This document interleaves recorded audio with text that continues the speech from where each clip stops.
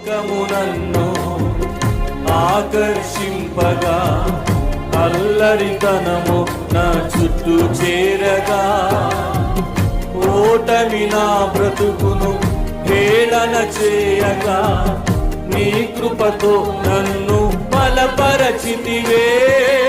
ఇంతగా నన్ను హెచ్చించుటకు ఏ పాటి వాడను యేసయ్యా.